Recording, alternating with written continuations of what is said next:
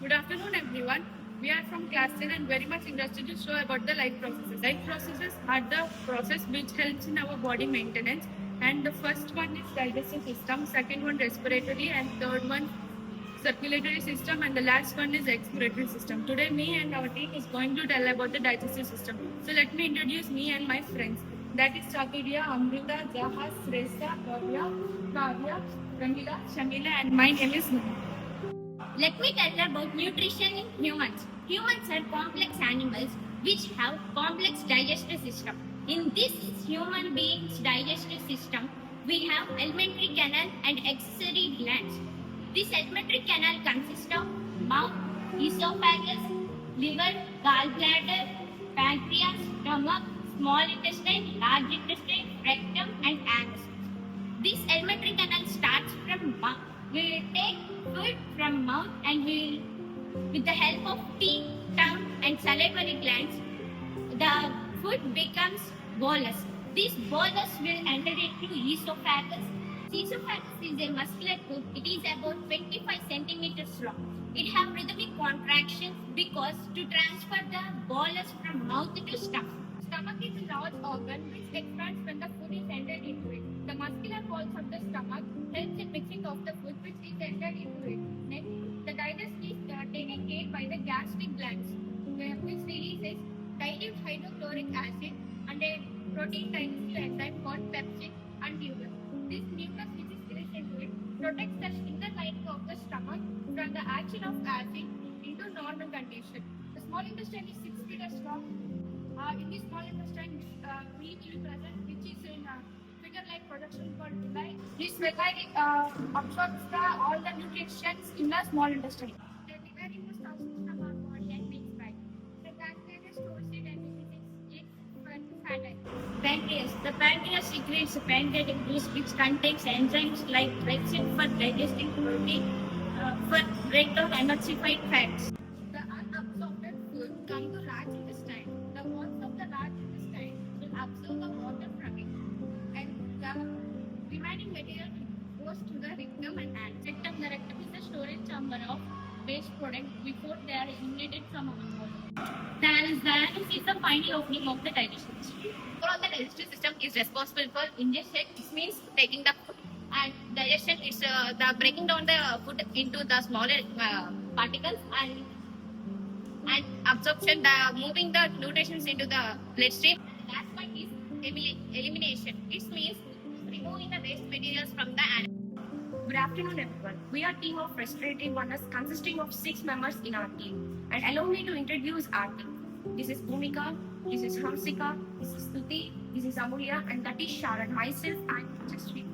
As we have seen in the last session about digestive system, in this session we will see how the respiratory system works and energy is released. Our project is exploring the respiratory system. Did you know that our lungs breathe in and out over 20,000 times per day? Okay then, let me tell you about what is respiratory system.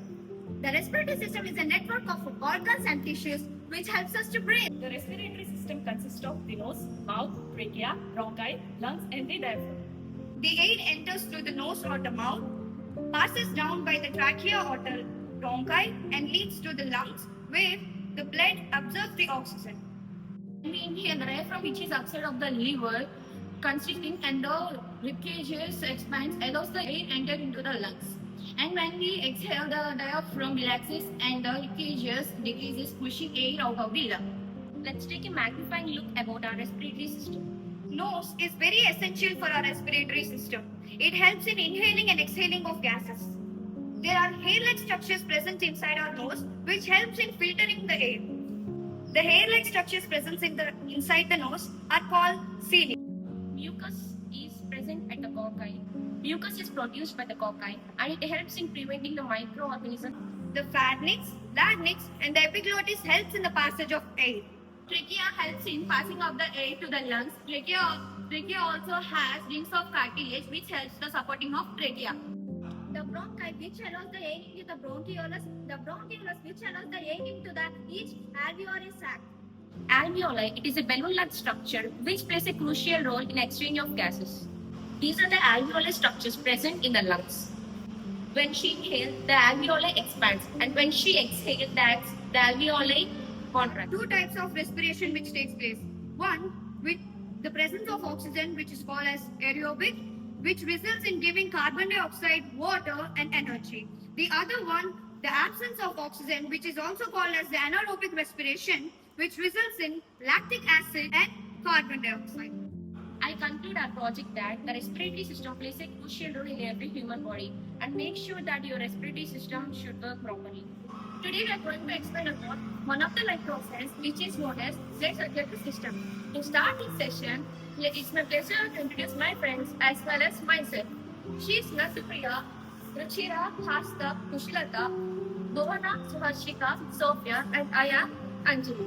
Blood circulatory system is play a crucial role in our human body. It is responsible for transportation of oxygen, carbon dioxide, waste products throughout our body.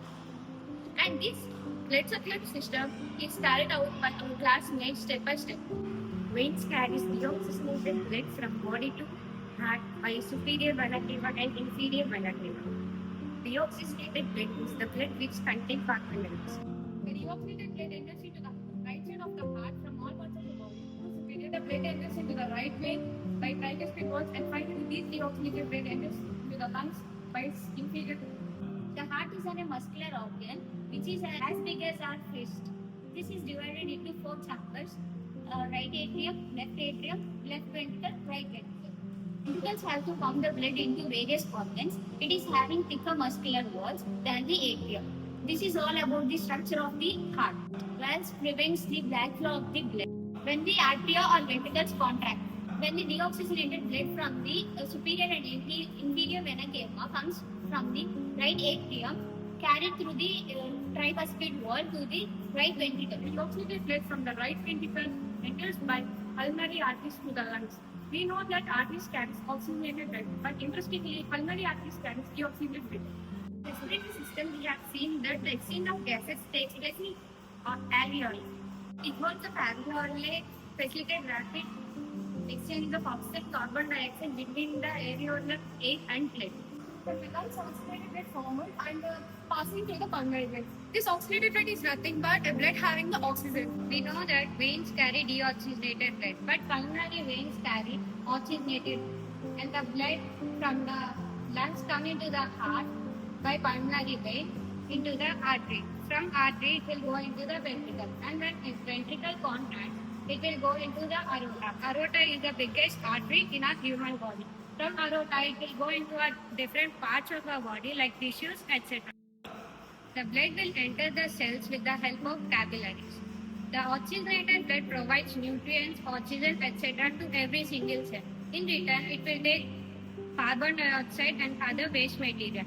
And again, the blood will become deoxygenated. The deoxygenated blood will go into the heart, and this cycle repeats. Conclusion: circulatory system is very essential to our body to keep alive and healthy. It helps in transporting of nutrients, hormones, and oxygen to every part of our body, and it removes carbon dioxide in our body. And heart, blood vessels work together to keep the system running smoothly. Without circulatory system, we cannot get anything which we can survive. By the circulatory system, we can take care of our heart and overall our health. Thank you. Good afternoon, everyone. We are class 10 girls of Golden Rule School. Let me introduce my friends and myself first. This is Sanjana, Aishwarya, Avantika, Charmi, Soumya, Trivalli, and Miss Sri, and I am Likita. Now we would like to explain you about the excretory system. The excretory system is all about the disposal of nitrogenous waste, which is urea, uric acid, and water. We will discuss the organs which are involved in this excretory system and the functions they perform in this excretory system. Now, my teammates continues the process of excretory system step by step. In the excretory system, the first part is kidney, and it is located at abdominal region beside backbone, and it is purifies the blood. A single kidney can purify 90 liters per day. The basic functional unit of kidney is nephron. It is present in kidney. This is called nephron. The nephrons are attached to each other in the kidney. Nephron is a basic structural and functional unit of kidney. Each kidney consists of about million of nephrons in them. Let us look at each of the parts that were existed in the nephron in detail. The first one is glomerulus, which contains cluster of capillaries in them and it filters small molecules like glucose, water, etc. And this is glomerulus. This is Scoma's capsule. It is bowl-like structure. It filters the blood to form urine. And this is loop of Henle. Again, it was segregated into two. This is descending limb, whereas this is ascending limb. In the descending limb, you can observe the reabsorption of water, whereas in the ascending limb, you can observe the reabsorption of salt. This is proximal convoluted tube. You can observe here the reabsorption of important substances. Again, it forms to the distal convoluted tube. In this, again, the reabsorption of important substances like glucose, amino acid, etc. takes place. Again, after the filtration taking place in these many categories, again the waste that is in the form of urine will be passed into these collecting ducts. So this is what about nephron. So being humans, we cannot filter better than our body. So with this we can conclude and we can figure out that our excretory system is such an exceptional system. So all the nephron transfer the urine from kidneys to ureter. Ureter is connected to the urinary bladder and it stores the urine. It is controlled by the nervous system. That is the reason we can control the urge to urinate.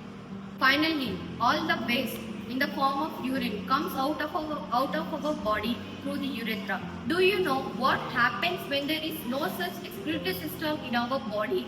When there is no such excretory system in our body, then all the nitrogenous waste becomes toxic in nature and causes severe and severe human diseases like cardiovascular problems, kidney failure, diarrhea, and other some organs failure. So we can say that like other processes, excretory system also plays a vital role in our body. Now we would like to explain the excretory system by visualization. You can see that the blood is coming to the kidneys for purification. The nephrons which are present in the kidneys purifies the blood and collects the waste in the form of urine. So the urine is formed at kidneys and it is comes through the ureter.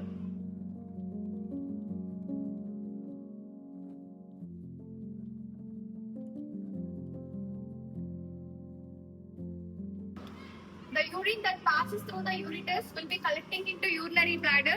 Since urinary bladder is a muscular, it is controlled by the nervous system. So it controls the urge to urinate. Then finally and eventually the urine will be passed through the urethra. So this is our excretory system. We hope you all understood about the excretory system and we would like to get feedback from you.